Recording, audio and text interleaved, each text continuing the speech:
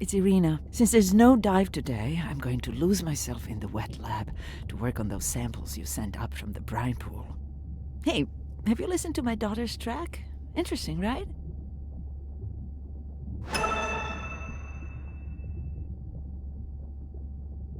Mirai, remember the tag we found on the turtles? I put it out on the network and I got the strangest message back. I'm gonna take a tender to a small island nearby and check it out. I'll explain everything later. Still no mapping drone, by the way.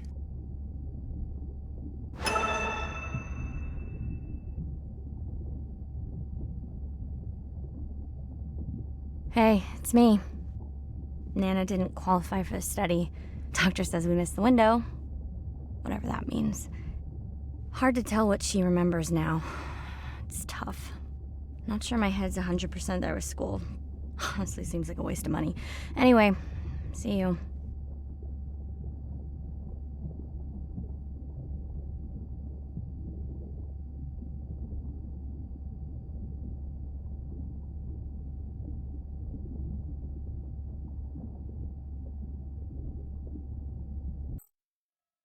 Day 13. We're in the vents region without a map because of the lost drone. Diving blind, but I know these vents are important to Irina. We tracked a tag from our whale family here. I'm hoping it just fell off, as this would be an unusual place for a whale to be. Andre has the dive suit in safe mode, so I'll have restricted range. Head south to find the clearing for the sub pickup. Check. Ready to dive.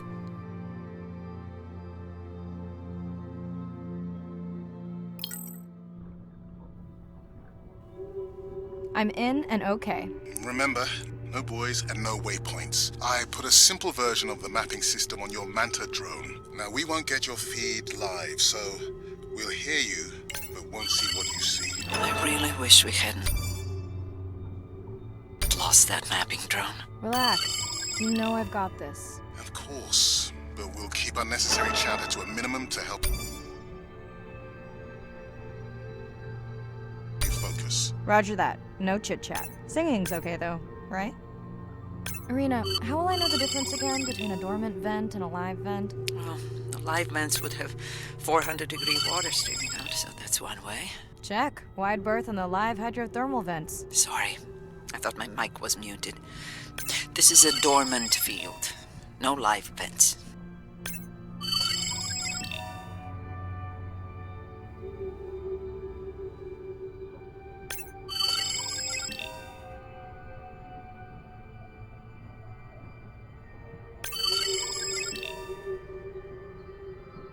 Neither of you are gonna believe this.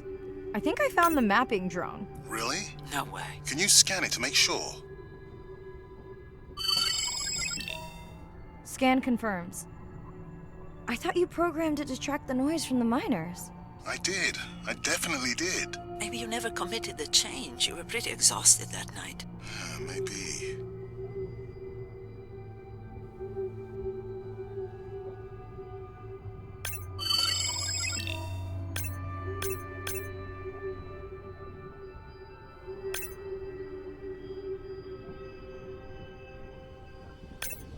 Okay, this dive just keeps getting stranger. How hot did you say that water typically is in a live vent? Is that a joke? No joke. Well, we're down one drone, but discovered an unmapped vent system. Mirai, this is great. I truly believe that these systems are the key to understanding the origins of life. Thank you so much for doing the dive under these conditions. Actually, that might be the answer. What? To why the drone died. We were talking about the origins of life. My mind won't stop if it can't fit all the pieces together.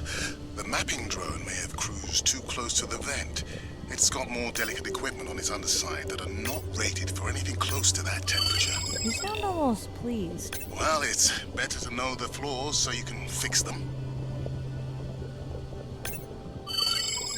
I know we're giving me the silent treatment, but I think I just discovered a new species of octopus. Not sure I can confirm that with just one scan. Sorry, didn't copy that.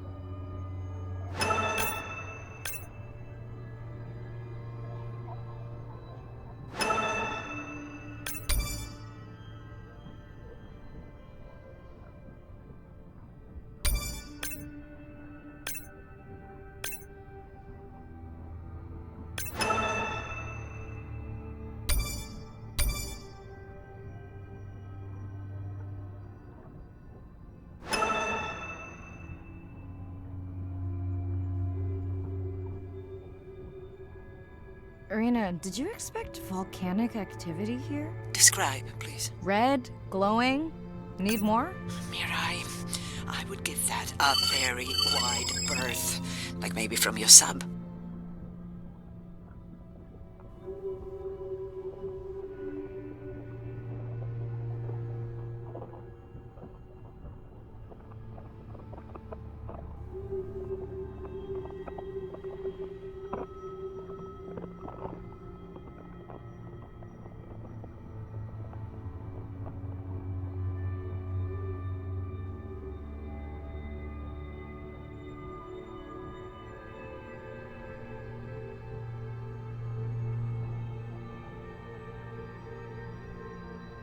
Are you kidding me? Describe, please. I can't. I mean, I don't want to.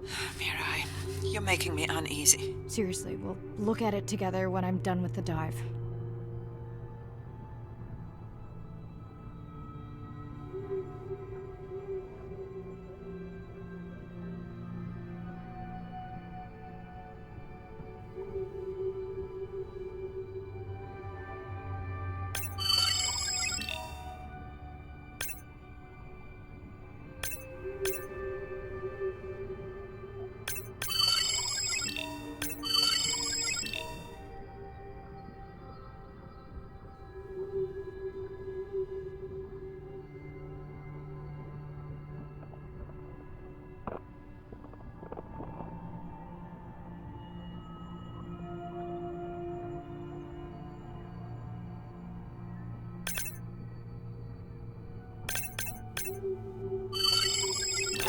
Oh no!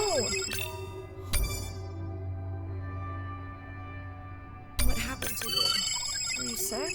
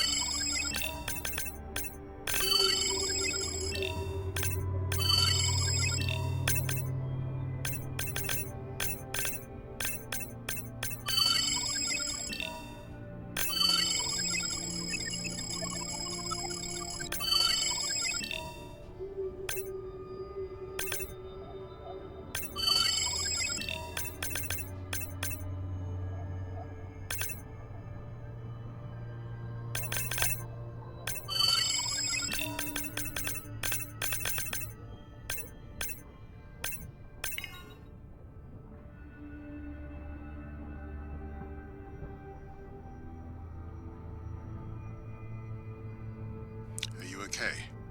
Just getting a few last scans.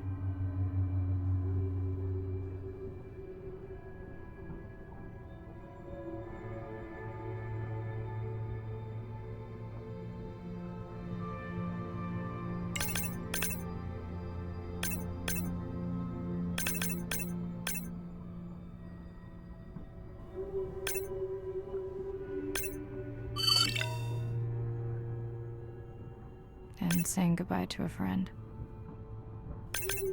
Can you send the sub?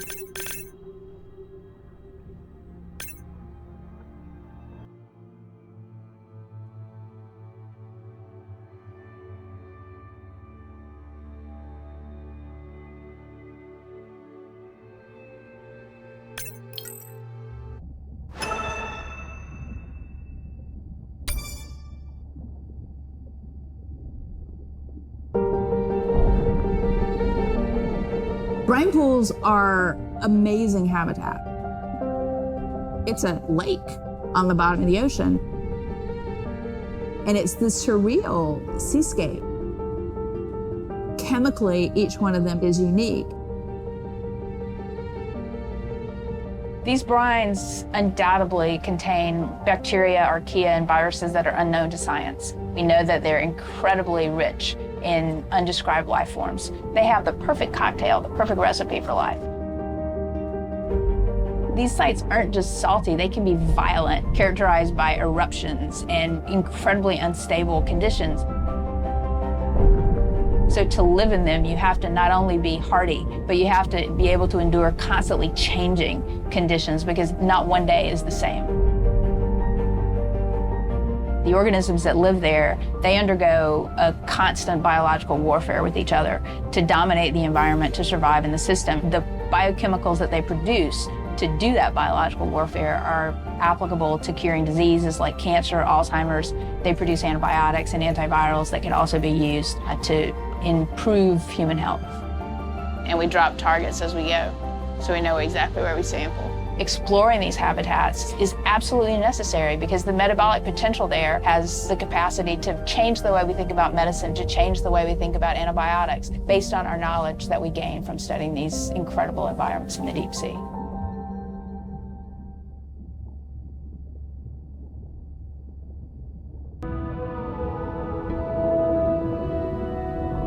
Imagine if I was sent in to go study the Mona Lisa and I come in with a pair of snippers and I'm like, I'm gonna need to cut this baby up a little bit to see what kind of chemical composition is going on there. Like, you wouldn't do that, right?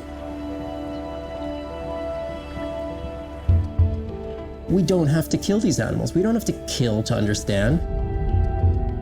If we could do a single cell, that means we don't need to kill 20,000 animals to be able to really understand that one. We could do our work much more non-invasively. So we are working this year on a new project to deploy tags on orcas. We need to learn more about the diet and how they use the habitat. So by deploying those tags, we get the information we need. It is the least invasive method. It is suction cups. So it is not a scratch on the whale afterwards, which is something we really like. In the deep sea, we use these like robotic claws from the oil and gas industry that gets you the sample, but this is so archaic. So we've been designing something called squishy robot fingers, which are ways to be gentle when we study the deep sea. But I think we could even take this another level. There's some organism, we quickly encase it. It's like a medical checkup. We give it a swab to get its genome. We image it from all directions. We open it up, the animal goes away, and we have more information than we've ever had before. These animals are Mona Lisas. Our perception of them should change. We should be more delicate.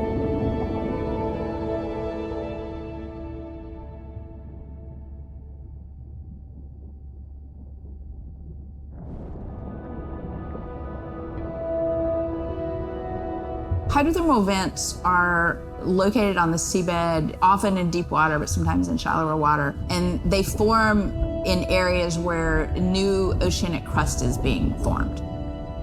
You can have 400-degree water here and 2-degree water over here. It's an accelerometer for chemistry, and you can form organic compounds in the absence of biology. Everybody's interested in vents because of the metals, including humans. But the metals are sort of the nuclei for life.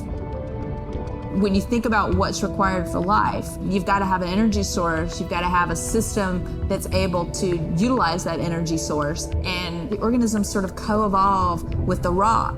And in my mind, that's probably how life originated. There are reservoirs of precious metals in the deep sea. We do have societal needs for precious metals. It's very short-sighted and dangerous to exploit resources in ecosystems that we don't truly understand how those ecosystems function. Deep sea mining is when people go out and extract minerals from the seafloor.